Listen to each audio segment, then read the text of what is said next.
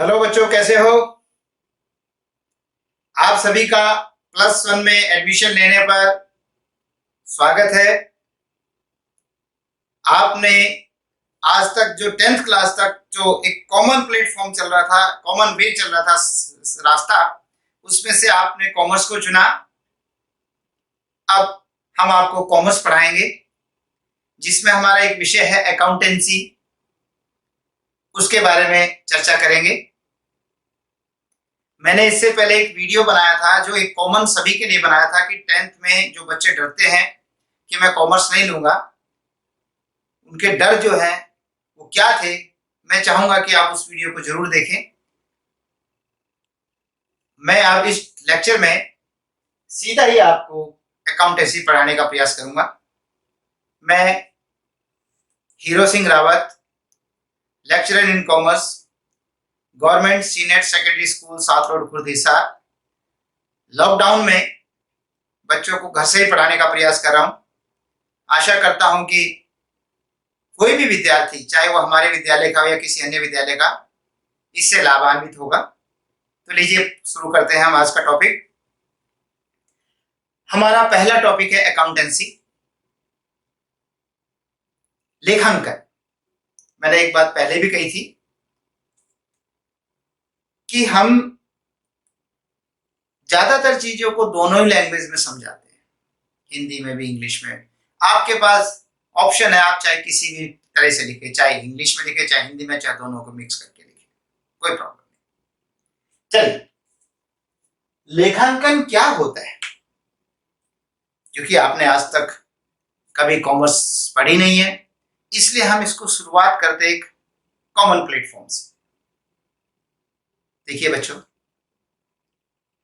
जैसे एक मानव सभ्यता ने विकास किया, शुरू में तो वो सारी चीजें खुद ही पैदा करते थे अपने लिए।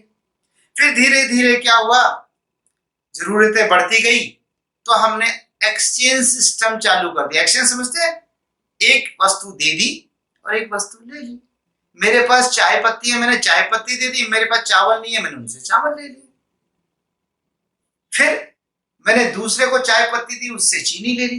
तीसरे को चाय पत्ती दी, और इस तरह, यानी जो मेरे पास उपलब्ध है वो मैंने दूसरों को दे दिया, और जो दूसरों के पास उपलब्ध है वो मैंने ले लिया। इसका नाम था barter system. BARTER, barter, barter system कहते थे इसको। तो उस वक्त भी क्या था कि आपस में वस्तुओं का एक्सचेंज करके एक दे दी एक ले ली, इस प्रकार से काम चलता था। ओके। लेकिन जैसे जैसे सभ्यता का विकास हुआ, अब हर व्यक्ति के पास हर चीज नहीं है। मैंने एक को कहा, भाई साहब मैं आपको चाय पत्ती दे सकता हूं, आप मुझे ना एक जोड़ी जूते दे दो। वो कहते हैं जूते मेरे पास हैं, पर मेरे पास चाय तो कोई और दे गया, आप तो मुझे ना हल्दी दे दीजिए। मैंने कहा वो तो मेरे पास नहीं है। तो देखो कितनी बड़ी समस्या आती है। जो मेरे पास है वो देने को तैयार हो, लेकिन जो मेरे पास नहीं है वो कहता है मुझे नहीं चाहिए चाय पत्ती, मुझे तो हल्दी चाहिए। तो हल्दी के लिए किसी के पास जाओ, उसको पत्ती दो, फिर उससे हल्दी लो, फिर ऐसे करो। ये तो बड़ा टेढ़ा काम हो जाता है। नहीं, नहीं लग रहा आपको? कुछ बच्चे तो हंस भी रहे होंगे कि सर ये क्या करवा रहे। हाँ बेटा, तो यही सिस्टम था शुरू में।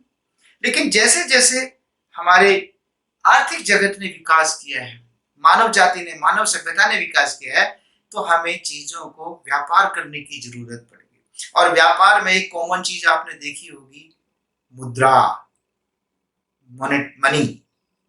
रुपया कह लो, भारत में तो वैसे रुपया नहीं कहते, लेकिन चलो रुपया कह सकते हो समझने के लिए, कि मुद्रा हर देश की जो मनी होता है, करेंसी जिसको बोलते हैं।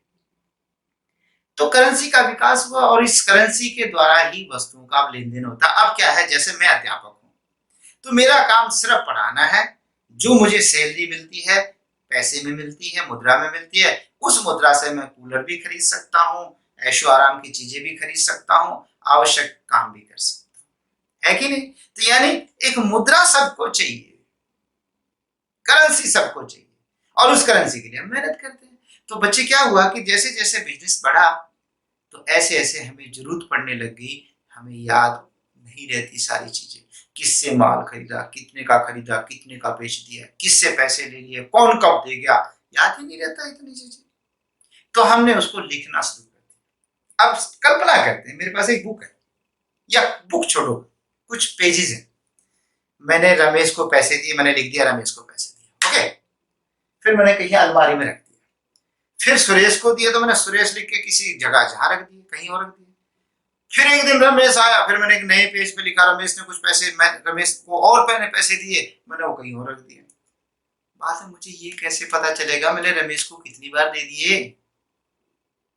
नहीं चलेगा।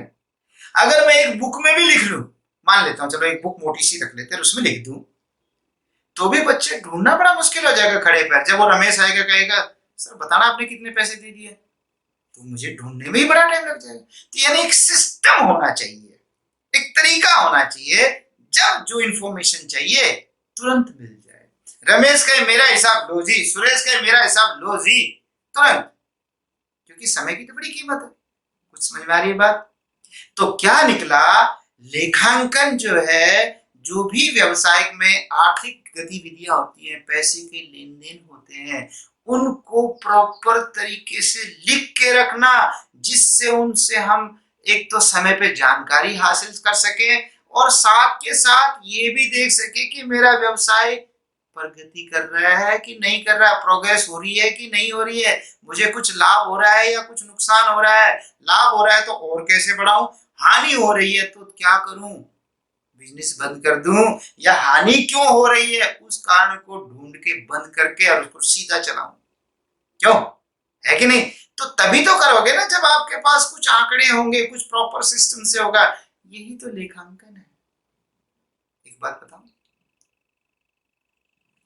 जिसे भगवान कहते हैं, परमात्मा कहते हैं, अल्लाह, खुदा, जीसस, कुछ भी कह लो किसी नाम से, मुझे लगता है वो भी कहीं ना कहीं अकाउंट्स का विद्यार्थी रहा।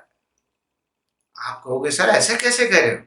भाई मैंने एक लाइन सुनी है, जैसा कर्म करोगे वैसा क्या फल देगा भगवान।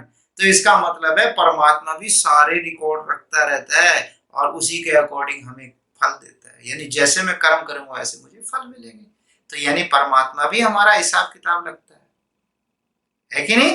तो चलिए हम शुरू करते हैं कि अकाउंटेंसी क्या होती है। अब मैं आपको परिभाषा सिखाने की कोशिश कर रहा हूं।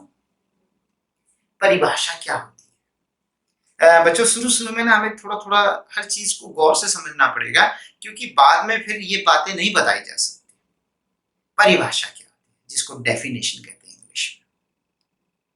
किसी के कहे हुए कथन, किसी बड़े विद्वान के या कोई बड़ी संस्था है इस मामले में, तो उनके कहे हुए कथन हूबहू अपनी तरफ से प्लस माइनस करके नहीं, हूबहू यूं के यूं कह देना परिभाषा होता है।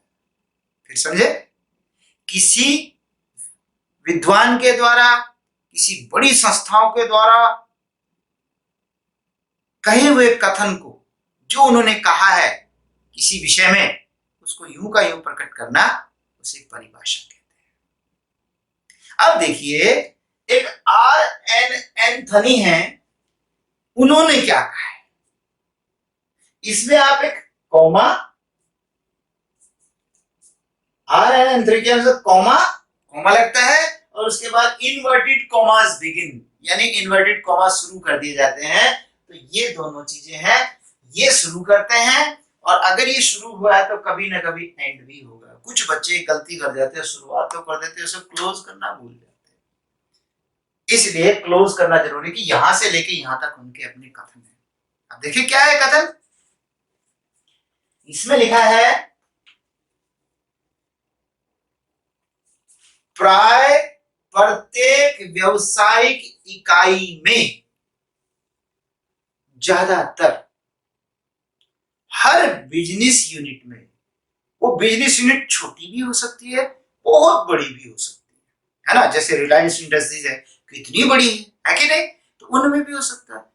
तो प्रत्येक व्यावसायिक इकाई में एक लेखा विधि पद्धति होती है, एक लेखा, एक लिखने की पद्धति होती है, सिस्टम होता है, यानी उनका एक सिस्टम है लिखने का।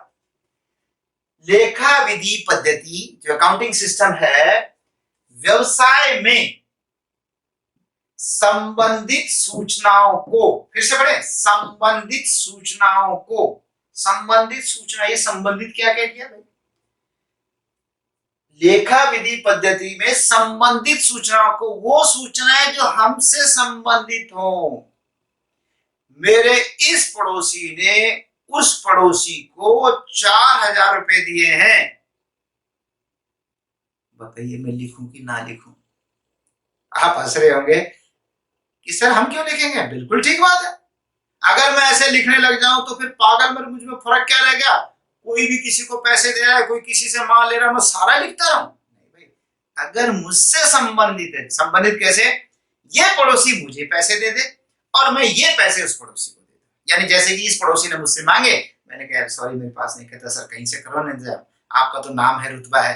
मैं उसके पास चला गया, मैंने कहा भाई साहब देना थोड़ा पैसे, मुझे पड़ोसी को देना। उसने कहा सर मैं आपको जानता हूँ, ओके कोई बात नहीं आप दो ना। उन्होंने मुझे पैसे दिए, मैंने आगे दे दिए। अब मुझे दोनों लिखने पड़ेंगे। क्यों लिखने पड़ेंगे? क्योंकि मुझे उसका हिसाब करना है, उससे हिसाब लेना है कि नहीं बेटा? तो संबंधित का मतलब समझे, जो हमारे बिजनेस से कहीं ना कहीं उसका रिलेशन हो। हर सूचना नहीं। अरे आपका बैंक में खाता होगा, मेरे ख्याल से पक्का पाएगा। आपका नहीं तो आपके पेरेंट्स का तो है ही है। तो बेटे जितने लोग बैंक में पैसे जमा करा रहे हैं, निकाल रहे हैं, वो आप लिखते हो? लेकिन जब भी आप पैसे जमा कराते हैं उस पर गौर करते हैं, जब भी निकालते हैं उस पर गौर करते हैं, है ना? जो आपसे संबंधित सूचना है। तो संबंधित सूचनाओं को मौद्रिक रूप में एकत्रित करना, मौद्रिक रूप में, इन मॉनेटरी फॉर्म, ये मौद्रिक मुद्रा के रूप में। यानी सूचनाओं को इकट्ठा करना है लेकिन मुद्रा में करना है। ये मुद्रा में क्या फंडा है बच्चे? हमारे पास 4 भैंस है, तो अकाउंट्स में हम 4 भैंस नहीं लिखते, 4 बुफेलोज, नो। वो भैंस को पैसे में कन्वर्ट कर देते हैं। भाई एक भैंस कितने की है? मान लीजिए एक 1 लाख की है, दूसरी भी 2 लाख, 1 लाख की है, 2 लाख की, और 2 भैंसे 50-50 हजार की हैं। तो भाई चारों भैंसे 3 ही लाख की तो हुई। तो हम 4 बुफेलोज चाहे ब्रैकेट में लिख ले, लेकिन लिखेंगे जो अमाउंट का मामला है अकाउंट्स में, तो मुद्रा में लिखते हैं 3 लाख रुपए की भैंस है, ना कि 4 भैंस। क्लियर हो गया होगा कि जो भी चीज है ना उसको पैसे में कन्वर्ट करके लिखना है, और जिसको पैसे में कन्वर्ट ही नहीं कर सकते उसको लिख ही नहीं सकते। बाहर गेट पर कोई भूखा प्यासा व्यक्ति आया, उसको हमने कुछ खाना खिला दिया, वो हम नहीं लिख सकते, ठीक है ना? ये नहीं लिख सकते ये चीजें। किसी अंधे आदमी का हाथ पकड़ के सड़क पार करा दी, कितना अच्छा काम है कि नहीं? लेकिन इसे भी नहीं लिख सकते। हाँ, मैंने अंधे को 100 रुपए दे दिए, वो लिख सकता हूं कि भाई मैंने दान दिया है, वो कर सकता हूं। लेकिन इस तरह के काम जो मुद्रा में कन्वर्ट नहीं हो सकते वो नहीं होंगे। तो देखिए अकाउंट्स में ये है, तो मौद्रिक रूप में एकत्रित करने, सारांश बनाने। सारांश क्या होता है? आप सबने फिल्म तो जरूर देखी होगी, 100% दावे के साथ कह सकता हूं कम से कम जीवन में एक फिल्म तो देखी ही होगी। फालतू तो मैं पूछ ही नहीं रहा, कईयों के तो रिकॉर्ड भी जबरदस्त पाएंगे, है कि नहीं? कोई तो कह रहा होगा सर मैं इससे पहले भी अभी फिल्म ही देख रहा था। तो सारांश बनाने 3 घंटे की फिल्म, और कोई आपसे पूछे बता ना फिल्म में क्या था, तो आप भी उसे 3 घंटे में बताओगे क्या? आप तो उसको 15 से 20 मिनट में सारी स्टोरी बता दोगे, सब मेन मेन बातें, ये हुआ था, वो हुआ था, ऐसा हुआ था, वैसा हुआ। यही तो सारांश है। अभी मैं कितना लंबा चौड़ा करके बता रहा हूं, कुछ बच्चे बोर भी हो रहे होंगे, कहते सर बहुत घुमा रहे हैं, लेकिन लास्ट में सारांश छोटा सा आ जाता है। तो ये है सारांश। तो सारांश बनाएंगे, समराइज करेंगे, विश्लेषण करने, विश्लेषण हम आगे करेंगे। विश्लेषण होता है किसी बात को, किसी डेटा को, जो हमारे पास आंकड़े हैं उससे निष्कर्ष निकालना, उससे निष्कर्ष निकालना ये क्या है, कैसे रहेगा। तो ये आपका विश्लेषण करना होता है, और जानकारी देने का साधन है, इंफॉर्मेशन देने का भी है। क्योंकि एक बिजनेस में मात्र मालिक सोचे कि ये मैं इसके आंकड़ों को देखूं, गलत। कर्मचारी भी तो देखता है। जब कर्मचारी कहता है मालिक काफी प्रॉफिट हो रहा है, थोड़ा मुझे बोनस दे दीजिए, कुछ मेरी तनख्वाह बढ़ा दीजिए। अभी जैसे लॉकडाउन चल रहा है, अब कोई कर्मचारी कह सकता है मालिक तनख्वाह बढ़ा दो मेरी, नहीं कह सकता ना, आज तो नौकरियों के लाले पड़ रहे होंगे। ऐसी कंडीशन में कोई कर्मचारी मालिक को नहीं छेड़ेगा। सही कह रहा हूं ना? तो बेटे इनसे जानकारी भी दी जाती है। सिर्फ सरकार भी तो इसे देती है, मतलब सिर्फ एक मालिक नहीं, कर्मचारी हो गए, सरकार होगी, समाज भी देखता है ना? इनकम टैक्स वाले भी देखते हैं, किसी ने लोन दिया वो भी तो देखता है।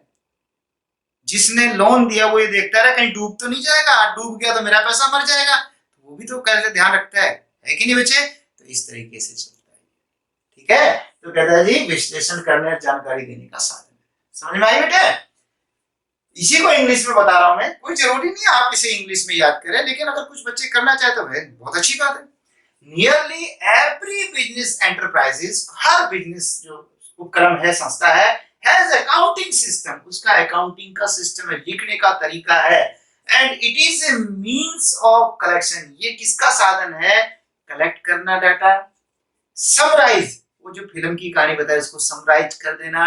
जब रमेश मेरे पास आएगा, कहेगा राउत साहब मेरा हिसाब किताब बताओ ना, तो मैं ये थोड़ा कहूंगा इतनी तारीख को इतने पैसे ले गया था, इतने का माल ले गया था, इतने का दे गया था, इतना वापस दे गया था, ये इतना थोड़ा। वो कहेगा सर क्यों रामायण सुना रहे? अब सीधा जवाब दो ना, लास्ट में क्या है? तो मैं कहूंगा भाई आपने मुझे इतने रुपए देने, बड़ा फिर ठीक है।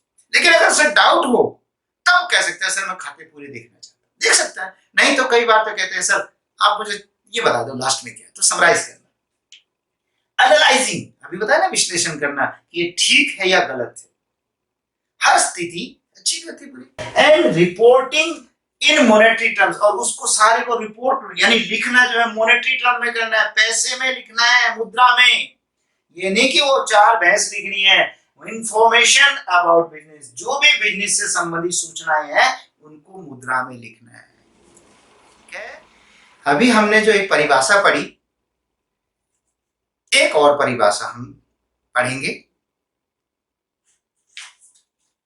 Committee on terminology of American institute of certified public accountants USA के अनुसार। जो कमेटी, एक कमेटी बनी हुई है American institute of certified public accountants, Bharat में चार्टेड अकाउंटेंट जो बनते हैं वो ICAI द्वारा बनते हैं, institute of chartered accountants of India. ऐसे ही अमेरिका में institute of certified public accountants, उसने एक परिभाषा दी है,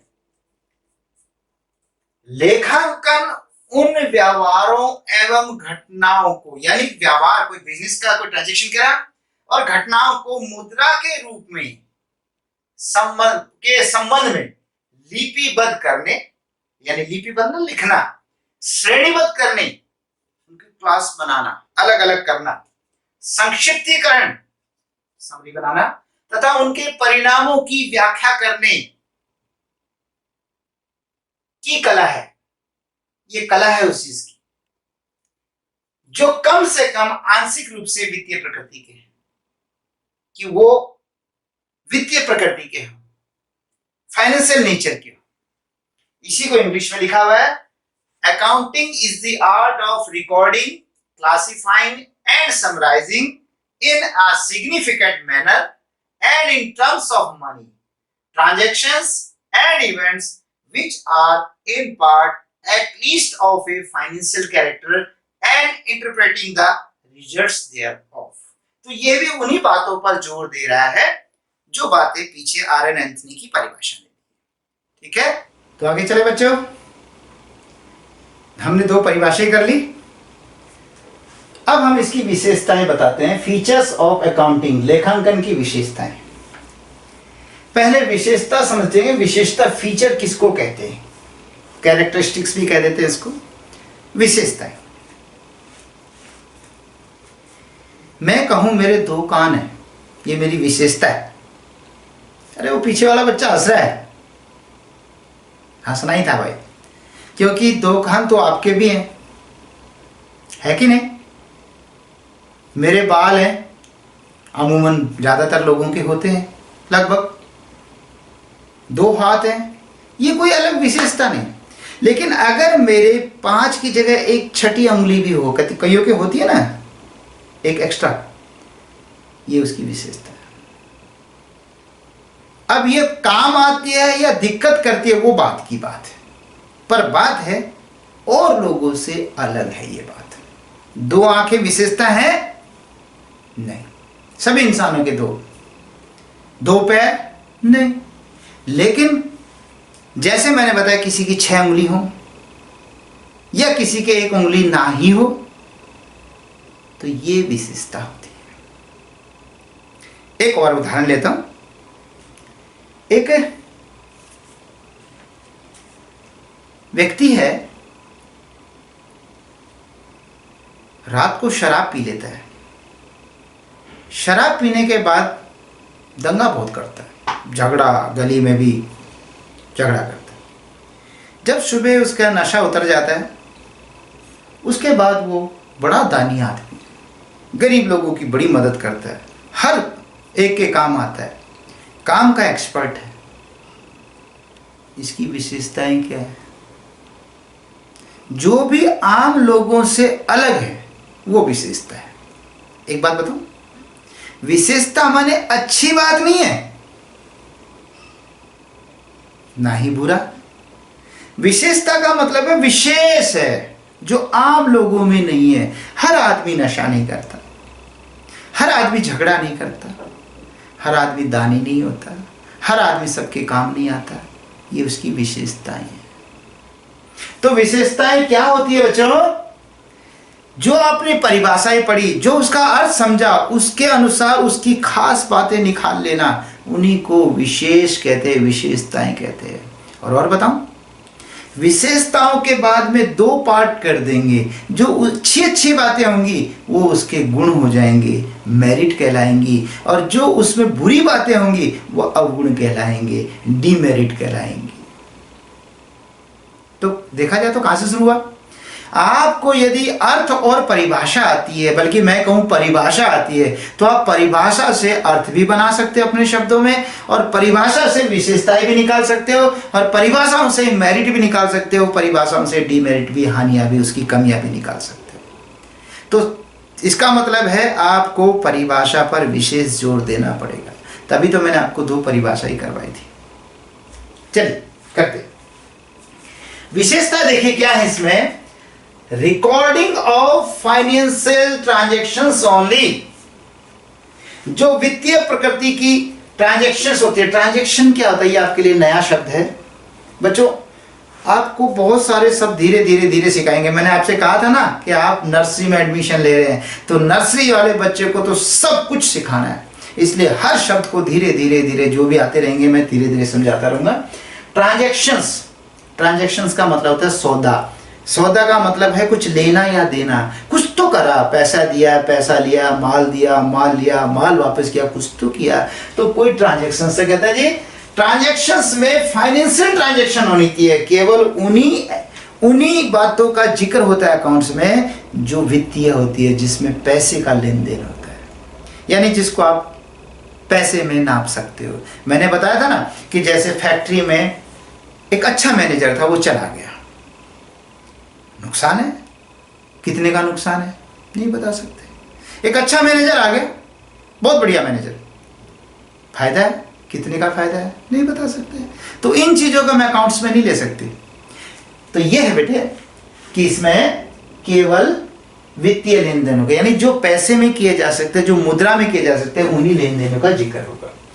रिकॉर्डिंग लिखना होता है, मौखिक रूप से नहीं चलता, इसमें लिखना पड़ता है। ठीक है। उसके बाद है क्लासिफिकेशन, वर्गीकरण करना। ये वर्गीकरण क्या होता है? जैसे एक स्कूल में हजारों बच्चे है कि नहीं, अब वो बच्चे, कोई पेरेंट्स आता है, मेरे बच्चे को ये टिफिन दे देना, और सपोज मान लीजिए रिसेस टाइम हो रहा है, कोई भी नहीं ढूंढ सकता बच्चों को, क्योंकि हजारों बच्चे आपस में पता नहीं कौन किधर है, किसी का पता ही नहीं चलता किधर को घूम रहा है। लेकिन जैसे ही रिसेस खत्म होती है, सब बच्चे अपने अपने रूम में जाते हैं। 6th वाले 6th में, +1 वाले +1 वाले, +2 वाले +2 में, है कि नहीं? तो देखा, यही तो क्लासिफिकेशन है। तो इसी तरह से समराइज, ये वर्गीकरण करते हैं, अलग अलग बांट लेते हैं। मैंने याद कराया कि रमेश का अलग कर दिया, सुरेश का अलग कर दिया, हिसाब किताब इसी तरह। समराइजिंग, सारांश निकालना, निचोड़ कर देना कि क्या हुआ। और लास्ट में है recording in terms of money, कि जो भी लिखना है पैसे में। ये कह रहा था वित्तीय होना चाहिए, लेकिन कहता लिखना भी पैसे में। जैसे कि मैंने बताया था 4 भैंस, तो 4 भैंस को आप पैसे में लिखोगे, भैंस नहीं लिखोगे। और इसके बाद है एनालाइजिंग एंड इंटरप्रिटेशन, विश्लेषण और व्याख्या करना, उससे विश्लेषण करना, उन खातों से, उन आंकड़ों से विश्लेषण करना, क्या ठीक है क्या गलत है, हमारे लिए फायदेमंद है नुकसानदायक है, कैसे मैं लाभ बढ़ाऊं, कैसे हानि कम करूं, ये विश्लेषण करना और व्याख्या करना, इंटरप्रेट करना। ठीक है, ओके। मैं समझता हूं आप सबको आ गया होगा समझ में। फिर भी अगर नहीं समझ में आया है तो एक बार और इस वीडियो को रोक के बैक करके देखिएगा, आपको अधिक लाभ होगा। और उसके बाद अगर आप कोई सी भी बुक से पढ़ेंगे तो आपको अत्यधिक फायदा होगा। Thank you, take care.